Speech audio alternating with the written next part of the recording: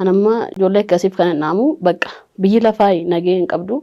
Amma moo bichaan koo istikiidhaan kaaniin goron naan jedhee bichaan koo maal akka inni naafatuun gaafadha jechuudha. Sakkam jirtu warra moo bichaan koo makiinaa fu'aa zannat koo ta'ee ofaa jirti. Warri jirtan dhiifamuun haa godha. Anaa fi guyyaan irraa guyyaa boqonnaa kootiiti. Baay'ee nama gaddisiisa. Dhuguma oduu akkasii dhaga'uu caalaa rifaatuun addunyaa tanarra waan jirtu natti hin fakkaatu baay'ees nama rifachiisa. Booniin sababoota lama qofaaf akka of ajjeefte ifa. Iccitiin of ajjeesuu ishee ashama akkam jirtu daawwattootaaf hordoftoota Voice of Oromiyaa.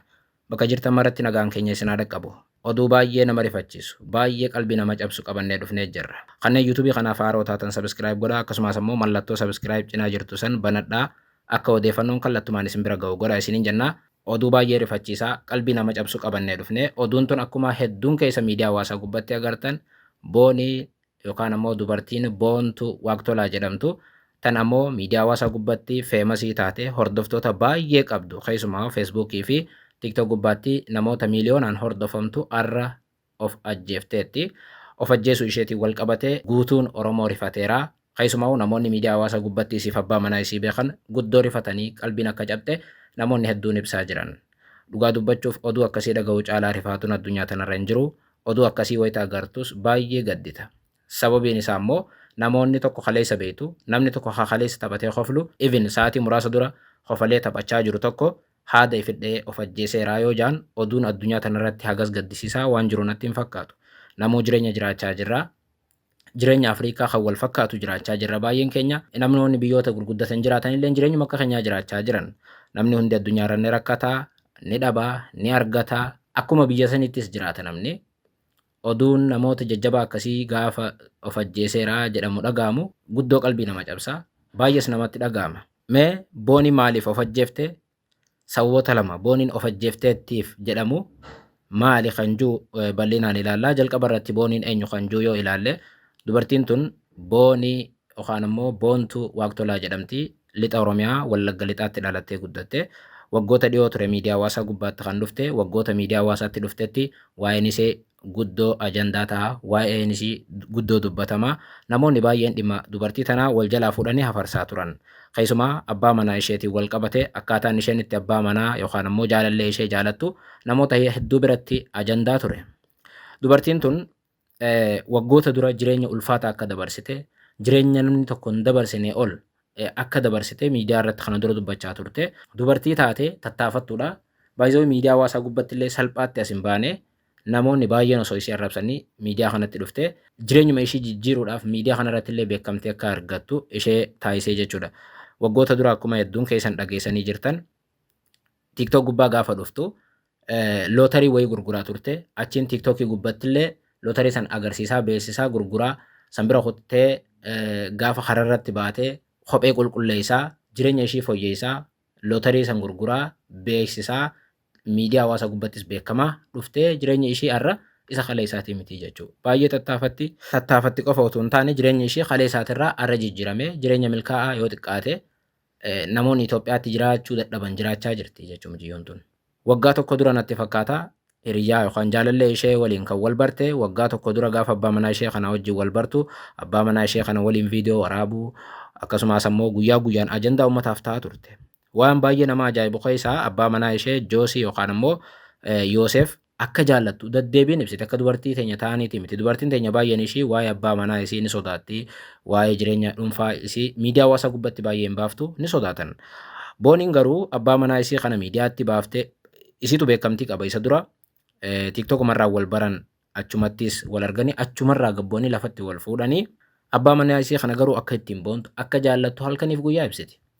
Argeen beeku dubartii ifatti baatee abbaa manaa isheetiin anaatu waan akkanaa sii godha. Anaatu abbaa manaa koo akkana si gammachiisettanii ifatti ibsitu argeen beekan isii irrattiin argee yeroo jalqabaatii fi waa'ee kanaatiin wal qabatees yeroo hedduu ijoo dubbii ta'aa turte.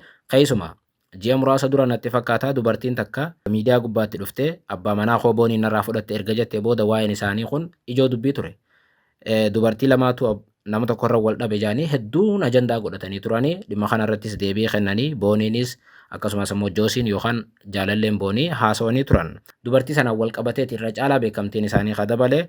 Inni biraa immoo booniin abbaa manaa isii akkuma isiniin jee miidiyaa hawaasaa gubbatti dhiyeessite baay'ee dhaadheessiti baay'ee jaallachuu itti himti.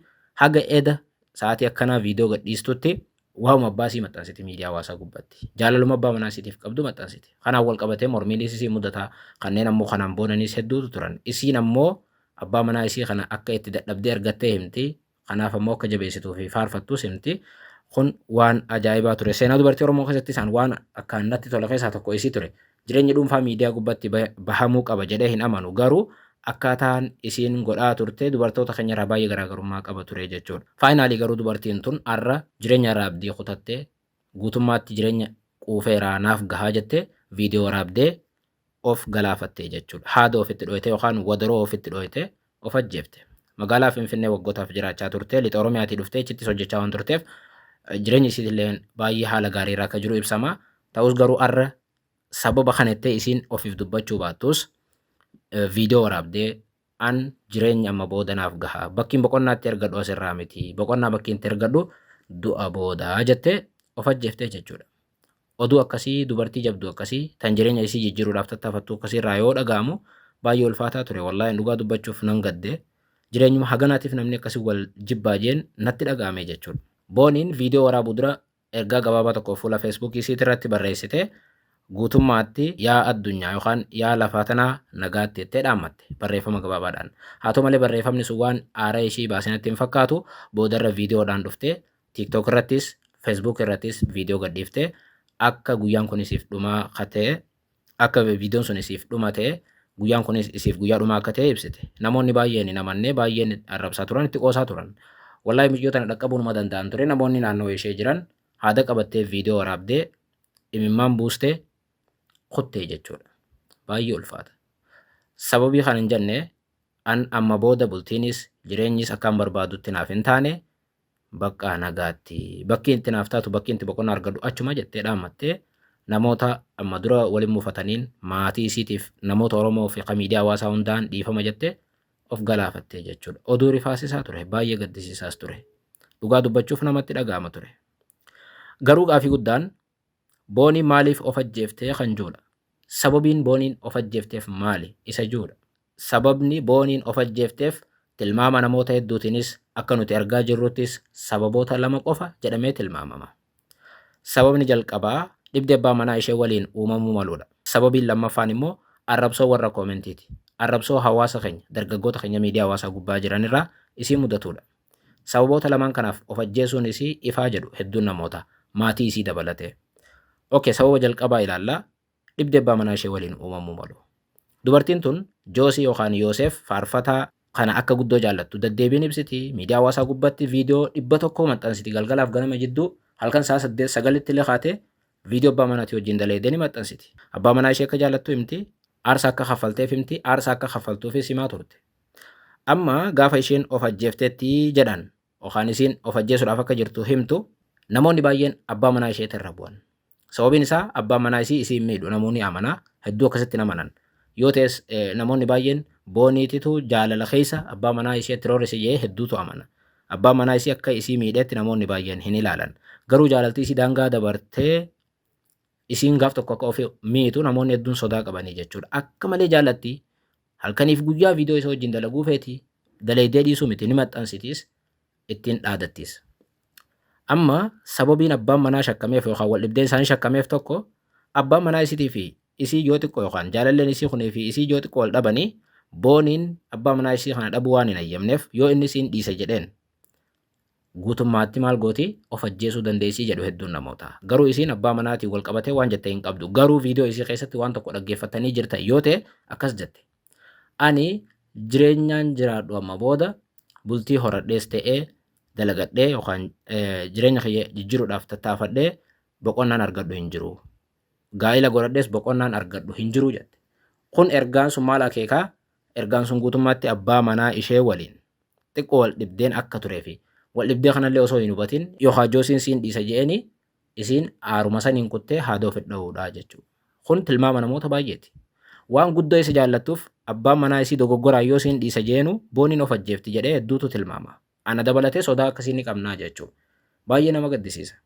Dhugumaan namni wal jaalataa, walitti dhufaa, waliin jiraataa gaaf tokko garuu wal dhabee namni adda ba'uu ni mala. Murtee akkasii jajjarinni murteessuun garuu balaa qaba. Namoota akka isii abdii qaban, namoota akka isii gara fuula duraatti jireenya gaarii jiraatan karatti hambisaa jechuudha. Jarjarri keessumaa balaa qaba. Dubartiin tun amma sababa abbaa manaatiin wal dhabdeef yookaan jaalallee isiitiin wal dhabdeef osoo nama tokko isiin tuqin of ajjeesuu ni dandeessi. Kun sodaa namoota hedduuti. Baay'ee si jaallatti siin dhiisa yoo mucaan san jeeni booniin of ajjeesuu irraa duubatti hin deebitu. Akkuma hedduun keenya argaa turre jechuudha miidiyaa hawaasaa gubbatti. Of ajjeesuun ishee irraa haadha ofitti dha'uun isii kun waa abbaa manaa isiitiin wal qabataa waan jiru bal'inaan ifaa miti garuu namoonni hedduun booniin yoo abbaa manaa isii siin dhiisa jeen of ajjeeftii jedhanii tilmaamanii anis akkasittiin tilmaama. Kun sodaa keenyaa jechuudha. Maaliifuu guddoo jaallatti. Guddoo waan feetuuf jecha siin dhiisa abbaa manaa dogoggora yoo jeenu ofirraan deebituu jechuudha miciyyoon san. Amma duras akkuma viidiyoo irratti ilaalaa turre. Aarsaa kafalaafiin ture, aarsaan kafalaafii jechaa turte. Kun sodaa jechuudha. Ammoo dhugumaan namni tokko walitti dhufa jireenya keessatti adda ba'uunis ni jiraata. Waan haasawanii fixuun ni jiraata. Yoo dadhabamee adda ba'uun dhufees immoo namni obsee jireenya isaa gara fuula duraatti fufuudha malee balaa san hunda ofirraan geessisuun karatti of hambisuun dogoggora guddaadha. Booniin kana wajjin wal qabachuu isiin bal'inaan ibsuu baattus ergaan isii ani amma booda gaa'ila godhadhus jettu sun waan kana akeekaa baay'ee ulfaataadha. Kanaan yoo ta'es baay'ee nama gaddisiisa. Mucaa san kan isii jaallatu kan waliin jiraachaa jiru yoo waan san jeeni isin of gochiifte gaabbiin irraan baatu yeroo hunda jireenya ulfaataa dabarsaa jechuudha. Akkasumas ammoo jireenya isaallee miitee deemte jechuu isiin dhugaa dubbachuuf. Maaliif waan san dubbadha jaaniinis gaabbaa jiraata. Lammaffaa irratti mee sababii miciyyoon tun of ajjeefteef jedhame tokko arrabsoo warra koomentiiti. Arrabsoo hawaasa keenya miidiyaa hawaasaa fayyadamaniiti. Kanammoo nu hundi ni amanna. Dubartiin tun akkuma xuyne dhimmi kunillee abbaa manaa isiitiin wal qabata. Erga abbaa manaa isii yookaan hiriyyaa isii joosiidhaan wal bartee kaaftee miidiyaa hawaasaa irratti waa'ee abbaa manaa isii deddeebiin dubbatti viidiyoo maxxansitu hunda keessa joosiin ni jira jechuudha. Kanaan wal qabatee namoonni garii kan waa'ee isaanii kana gammadu, kan waan isiin gootu kana gammadu akkuma jiru namoota hin gammanne tura guddaa. Namoota hedduun koomentii deemtanii dubbisuu dandeessu. Eega waa'ee abbaa manaa isiin dhaadheessuutii fi viidiyoo abbaa manaatii wajjin hojjettu hunda waraabuu eegaltee namoonni baay'een ni arrabsu.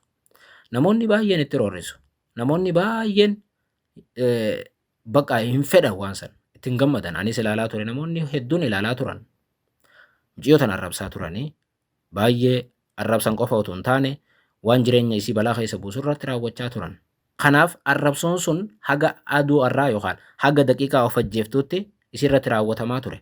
Sababii miciyyoon tun of ajjeefteef arrabsoo namootaati yoo jennu sababa malee miti. Dubartiin obsan qabdu, dubartiin ni jarjaatti, dubartiin ammoo sababa sanaan of ajjeesuu ni malti. Eeyyeen dhugaadha. Arrabsoon namoota baay'ee fakkeenyaaf koomentiiwwan jiran keessaa harki 80 yoo arrabsoo ta'e miciyyoon tun abdii kutachuu maltii jechuudha. Dubartii waan taateef of dhaggeeffattee of gochiisuu maltii jechuudha. Yeroo baay'ee argaa ture namoonni baay'een ni arrabsanii garuu amma dura wayita deebii kennitu nagarre. Haa ta'u malee arra of ajjeesuu isiitiin wal qabatee arrabsoon namootaa sababaa jedhu hedduun namootaa maatii isii dabalatee. Mee fakkeenyaaf akkuma anjii karaa dheeraa hin deemnu gabaabinaa ilaalla. Arra wayita isiin barreeffama barreessitee addunyaa tanaan nagaatti jettu. An arran naaboo deettee barreeffama gabaabaa barreessitu. Namoonni baay'een dafii of ajjeese jechaanii turan. Namoonni baay'een dafii jechaanii turan. Hin hubanne jechuun waan qoostu wayiitti fakkaata. Waanuma ammaas waanuma abbaa manaa isiitiif waan akkasii poosti gootisee namoonni baay'een dafii jechaanii ture. Arrabsaa turan. Koomentii deemaa dubbisaa amma fuula feesbuukii isiin ni jira waan ta'eef. Arrabsaa turan. San qofaa miti. Lammaffaa miciyyoon tun viidiyoo waraabdeeti imimmaan buusaa akka of ajjeesuuf jirtu haada qabattee yookaan wadaroo qabattee agarsiisaa turte. An arranaaf dhumaa. An amma booda hojjedhees akkaan barbaadutti hin jiraanne warraan isin mufachiise nagaatti dhiifama jettee viidiyoon sun tasoo'iif dhumaa ta'uu ibsitee imimmaan buuftee nagaa dhaamattee kutte. Namoota baay'ee koomentii deemee dubbisaan tureen. Namoonni baay'eenis argitaniitu jedhee amana. Wallaahi miciyyoo san dafii of ajjeese jechaanii turan. Ammallee koomentiin aina hedduun namoota dafii jechaanii turan. Sa'aatii akka keessatti namoota kumsa diilaa koomentii barreesse ilaalee harki guddaan kanuma isii arrabsu.